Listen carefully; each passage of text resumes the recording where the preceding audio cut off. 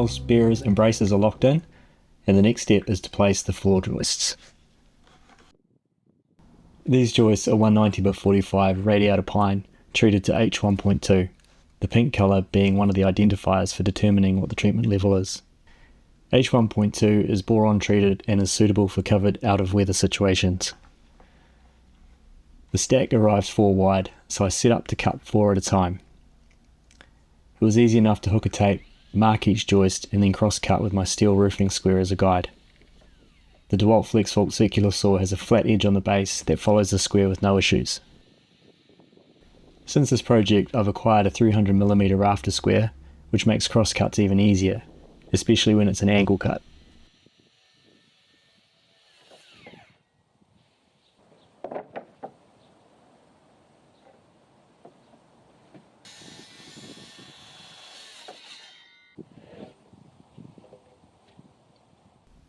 Access on the site was a bit of a hindrance, and I had the joy of carrying each joist uphill to its location.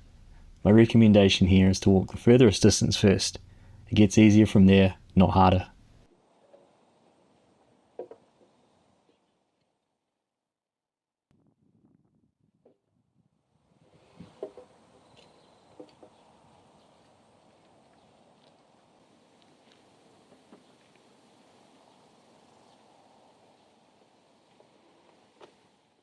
I set the offcuts aside in a separate stack. These will be cut down for blocking between the floor joists later. Before I lay the joists out, I need to mark the spacings, a maximum of 450mm apart. When measuring a repeating layout like this, it's best to use running measurements, starting at 0 and marking each multiple of 450, 450, 900, 1350, 1800 and so on. This is for accuracy. If I measured 450, moved the tape and then measured 450 again and again, I would gradually creep away from consistent spacing. This becomes a problem when flooring sheet sizes are to the millimetre, and I want to know that they will land half on the joists at the sheet ends. I also can't just hook my tape onto the outside edge and mark my 450 centres. This would only give me the middle of the joist line. I do have some options though. I can hang the tape over 22mm, or I could pull it inside 22mm and mark my round number spacings from there. Or I can hook the tape onto the outside edge and follow the round numbers, but remember to mark 22mm to one side of the round number instead. I don't really like doing that though, because it's easy to get confused or have a brain fade moment. So what I prefer to do is to mark the next joist location, tack a nail in, and then pull the tape from there using the round number running measurements. It's important to be accurate, but it's also easy to get caught up using too much maths. Make it easy for yourself wherever you can.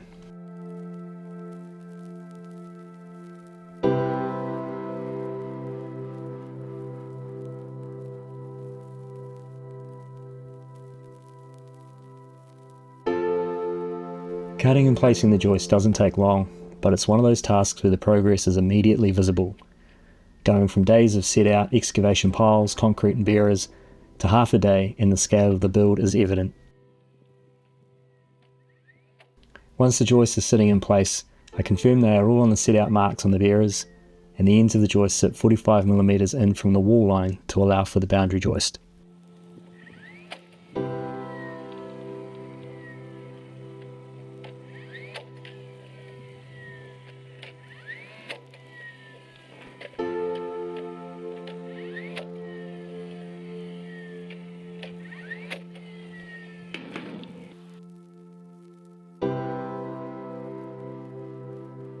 I've left the next run of joists long and marked them from a string line.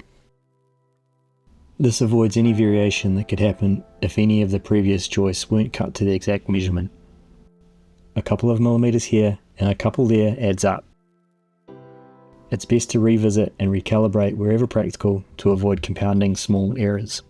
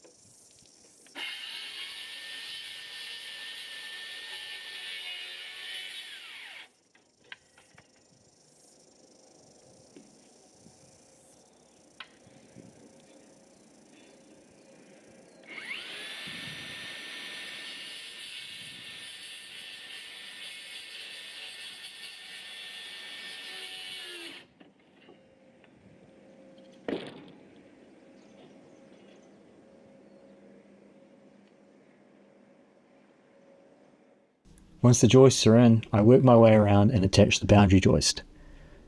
The boundary joist provides lateral support for the floor joists so they don't roll, and is the perimeter fixing point for the flooring and the cladding. Where lateral support is all that's needed and you don't actually require the extra fixing, solid blocking between joists every 1.8 metres is the alternative.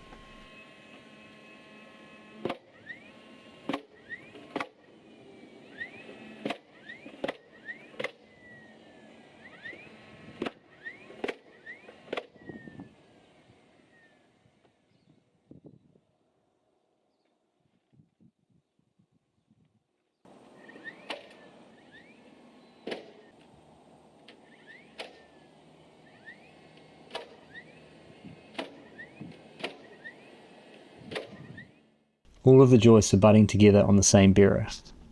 It's unavoidable with the timber supply lengths and one main bearer running through the middle.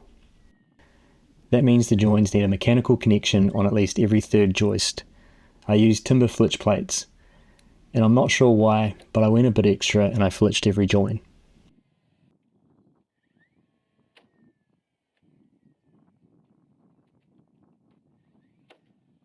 The solid blocking requirement along the bearer is every 1.8 metres, and again, I'm not sure why, but I went extra on that too.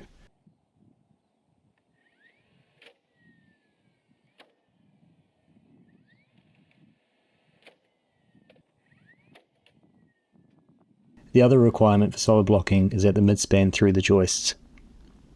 The alternating pattern makes nailing easier.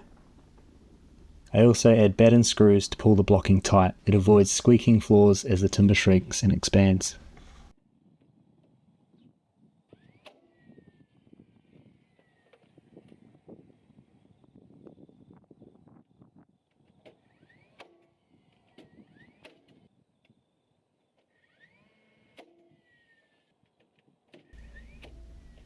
Now I'm ready for the arrival of the flooring sheets, and because I timed it well, we're able to swing them out onto the floor joists.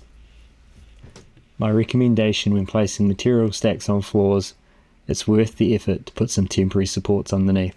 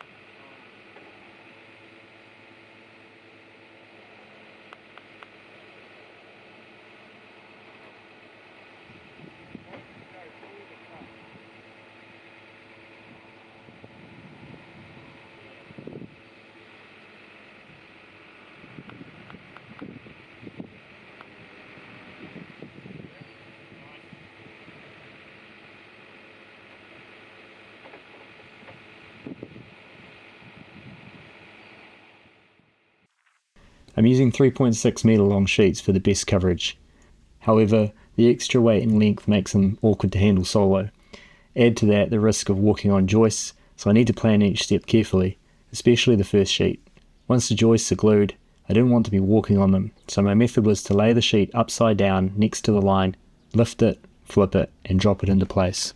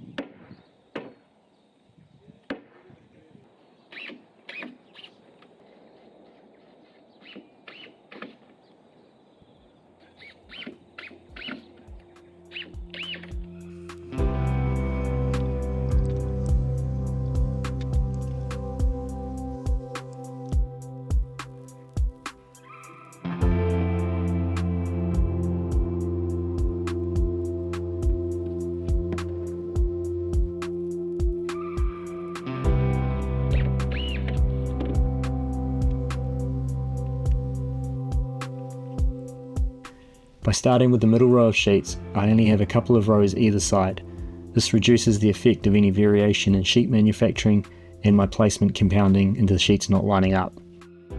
Similar to why I mark the second joist row in place. The sheets are staggered, and if I lose the continuity of the straight edge, they can sawtooth, opening up gaps that need trimming to fix.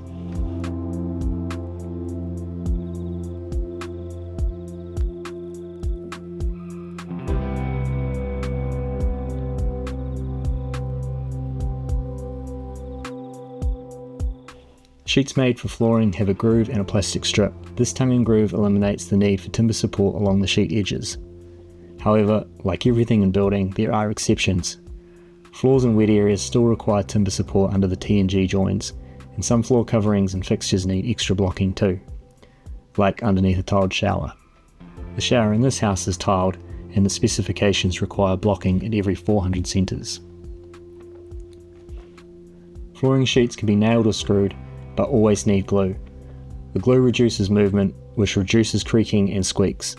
I prefer to use screws because they pull the sheet down onto the joist and spread the glue too.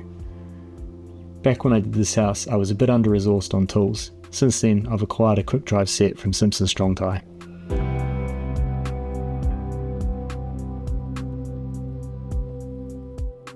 The Strandfloor manual specifies a continuous bead of glue on the joist tops, along the sheet edges, and on top of the plastic tongue.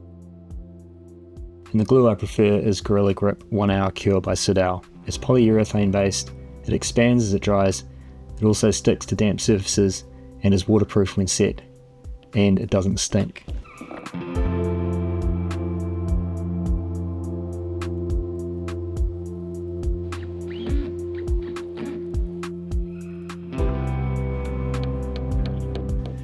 Before I lay the sheets at this end of the house, I want to fit the insulation. There isn't a lot of clearance between the floor and the ground underneath, so now is the best time to do it. I've left the areas with more headroom for another time. It's a good rainy day job.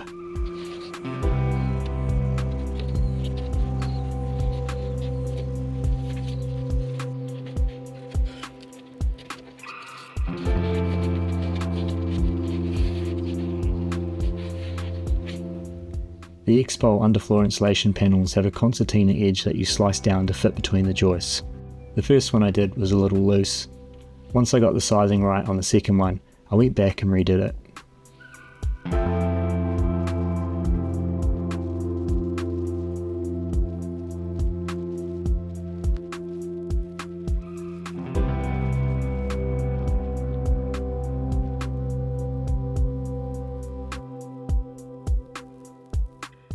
Two plastic clips are used on each panel, positioned in opposite corners.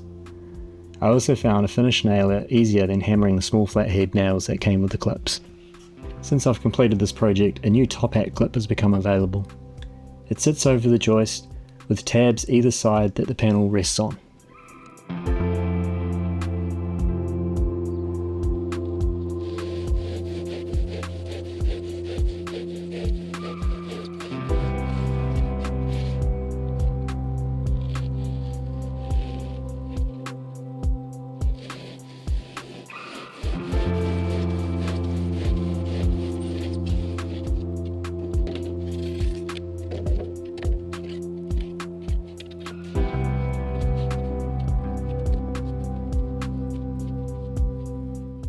That completes the flooring, and with it the whole first stage of the build, the timber subfloor. Thank you for watching, and I hope you're enjoying the series. In the next episode, we stand the wall frames, and the build transitions into a completely different phase, for more reasons than just the progress on site.